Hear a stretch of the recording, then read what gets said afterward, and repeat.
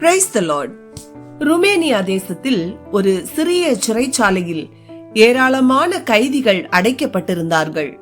அவர்களிலே ஒருவர் கர்த்தர் பேரில் அளவற்ற அன்புடைய ஒரு பக்திமான், இன்னொருவர் நாத்திகர்.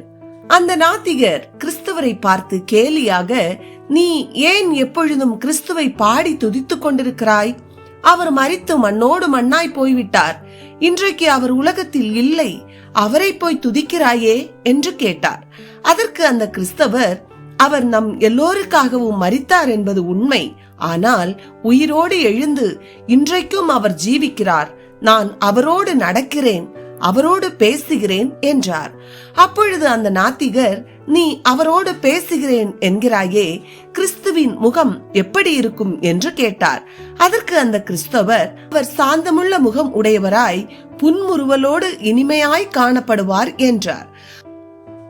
அதற்கு நாத்திகன், சரி, இயேசுவின் முகம் மகிமையாயிருக்கும் என்று சொல்லுகிறாயே, உன் முகத்தை அப்படி காண்பிக்க முடியுமா என்று கேட்டார்.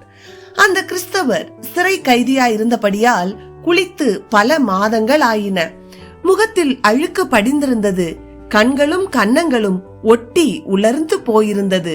என்றாலும் அவர், ஆண்டவரே, என் முகத்தை உமது சாயலாக்கும் என்று சொல்லி ஜெபத்தோடு ஒரு புன்னகை பூத்தார். அப்பொழுது அந்த முகம் அப்படியே மிகவும் அழகாக மலர ஆரம்பித்தது. மகிமையின் ஒளி வீச தொடங்கியது. இனம் புரியாத மகிழ்ச்சி அந்த அறையில் இருந்த அத்தனை பேரையும் நிரப்பினது.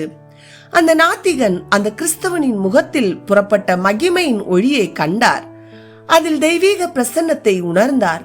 சத்தமிட்டு, நான் தேவனுடைய மகிமையை காண்கிறேன் என்று சொன்னார். அன்றைக்கு அந்த நாத்திகன் தன் வாழ்க்கையை கர்த்தருக்கென்று ஒப்பு கொடுத்தார்.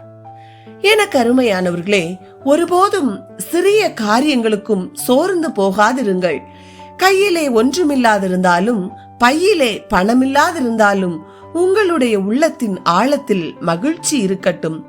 கிறிஸ்துவை ஏற்றுக்கொண்டவர்கள் சிலர் கொஞ்சம் பாடுகள் வந்தால் போதும், முகம் சுருங்கி போகும், வாழ்க்கை வாடி போகும், முறுமுறுக்க ஆரம்பித்து விடுவார்கள்.